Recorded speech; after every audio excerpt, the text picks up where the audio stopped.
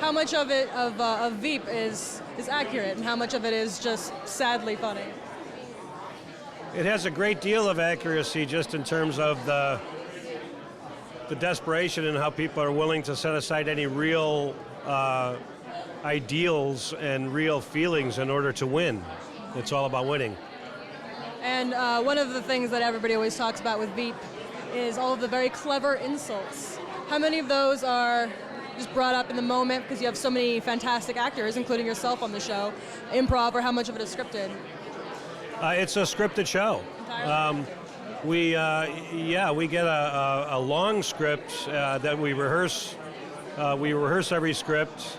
They listen to the reading. We go through it, and we improvise it without a script, and then they go back and write some more. And it's just a process that keeps going probably till the cameras roll. Yeah, of course you do, Jonah. You don't get the complexity. You're the world's biggest single-cell organism.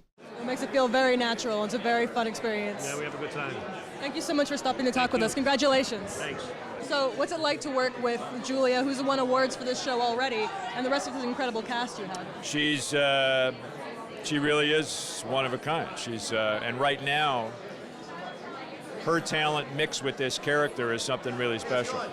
It utilizes everything she's good at, which is a lot, because she can play a lot of different things. She's real complex in this character, and it's great to work off of because you're immediately really sucked into it. Why didn't you just take the good one of me, Photoshop it in? I can't airbrush history, ma'am. I'm not Joseph Stalin. No, that's true. You're not. You don't have a tenth of his charm. When you got that, that's all you can hope for. This show came out and just took everybody by storm. What do you think is the main reason people love it so much? Besides you being on it. You said that with such sass. I loved it. Besides you being on it. I think it's kind of like a world that we haven't really seen behind the curtains on. Everyone always wants to see inside celebrities' lives, like what's it like, and to see inside this world that's very powerful, influential, there's a lot of money, and seeing behind the curtain I think is really interesting. And then the kind of observational view that Mike Judge puts on it, I think people find hilarious. And so I think that the comedy mixed in with the sneak peek in is what people like. All right, and I would like to say that I was just doing my job, but that's the excuse that the Nazis used. Speaking of Mike Judge, what is it like to work with the comedy legend? He's awesome. He's so down to earth, really humble, and every now and then you'll feel like you can hear Beavis and Butthead. Are there a lot of Beavis and Butthead jokes on set? There wasn't that many, but they'll come out. Thank you so much for stopping to talk with us. Thank It you was so lovely much. meeting you. Nice meeting you. Congratulations. Thank you. Hi there. Hi, I'm Albert. Nice to meet you. Hi, Albert. I'm Brenna. It's nice to meet you. So you're the youngest nominee. Are you really excited to be here? Yeah, I'm really excited and happy to be nominated and to be here. It's really cool. You're very gracious. What was your favorite part of being on a TV show? I just love being on set and with the Trophy Wife cast and crew. It was really cool. Do you have any funny stories from on set? Well, Bradley Whitford, who plays Pete on the show, he always does a bunch of different animal expressions, which was really funny. Can you show me one? He did this really cool bulldog one, where he did this whoa, whoa. You're not even a real grown-up. Your car is full of garbage and shoes. Well, that's awesome. Well, what are you going to do if you win? I'm going to be super grateful and so happy. Are you going to get ice cream or cake or anything? Possibly, yeah. Well, congratulations on being nominated and good luck. I hope you win. Thank you. Are you a nerd yourself in real life? Yeah, I can't tell a lie. I'm pretty nerdy. Thomas recently texted me to see if I wanted to go to a Renaissance fair, and in the text he was very clear that we would be going in garb. I was at Fair and Garb recently. Yeah. I did. It was fantastic. I have a season pass. I go multiple times every time it's here. I'm very upset that I'll be missing. There's oh God, I'm gonna say it. You can do it.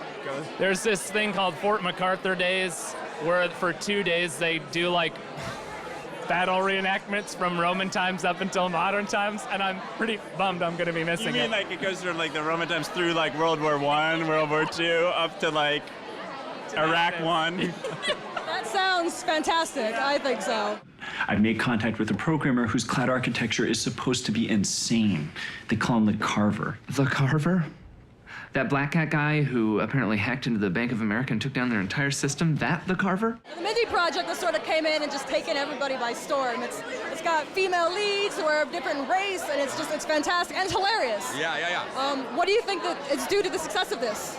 I think it really has to do with Mindy really has a handle on how to do a really good romantic comedy. I don't think she shies away from it. I think that's the genre that she likes to work in, and she knows it so well. It's a pleasure to do like little 22-minute romantic comedies every week. What's she like to work with?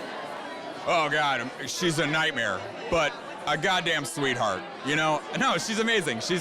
Picture what it's like working with a comedic genius who thinks on their feet super quick. It's a blast. Fine, but I get 51% of the new patients. No way. 52%. You don't want to do this. Okay, fine. 53%. So Luther is probably one of my favorite BBC shows. Oh, amazing. It's a close tie with, Doctor Who, because I'm a big nerd. But as far as cop shows go, Luther is penultimate. What do you attribute its success over here to? Well, I think, the scripts I think are fantastic. I think it's shot really well. A huge fighter's got to be Idris because he's the linchpin of the show. But I just think really well written. We get great guest actors in. I think fantastic actors that I've had the privilege to work with. Yeah, well, my good uniform got vomited on. It's all very soul-destroying, isn't it? Actual police work. Burglars, junkies. Oh, I'm working off my sins, aren't I? And I don't know, it's just different because it's British, maybe, and it's very London, and London's almost a character. But, not surprising, because I do think it's one of the shows that if I wasn't in it, I know I'd be a fan of it. But, it's great to see that, that's kind of translated, not just in England, and coming out here for the first time properly this week, I've kind of seen the response, from so far away that a lot of people are watching it. It's great. And Orange is the New Black's come out. We've got Looking coming out. We have a whole bunch of gay, queer-friendly shows on the air right now. What do you think is the reason for that? Why are we suddenly getting this influx?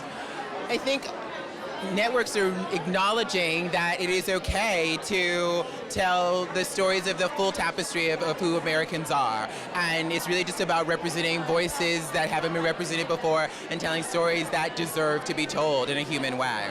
You need some of these. I made my own. Couture.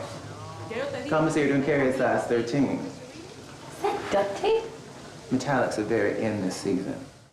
And I think it's Netflix, and I think they are so bold and brilliant, and I think it's Gingy Cohen, and I think it's a lot of luck too, I think, honestly. But I think Gingy had the vision, and Netflix and Lionsgate believed in that vision, and that's why we're here. It was pretty crazy. I mean, we both had come up at her school, the Upright Citizens Brigade in New York, and we had taken classes there for years. And so when she first agreed to be in an episode of the web series, it was like a turning point. So when she became a part of the TV version, it was like mind-blowing kind of thing. Posed it, just as you're the busiest person in the world, but if you wanted to executive produce the show, and it just didn't feel like it was going to happen. It really has been unbelievable. Yeah. So tickets are $50 each. Obviously, we need an eighth. Okay. Plus drinks. That's like $200 total. And since Todd wouldn't give me my paycheck, girl. You took all of his office supplies? Listen, what I do at my place of work is none of your goddamn business, okay? Okay, I think you really need to be fired really soon. I know.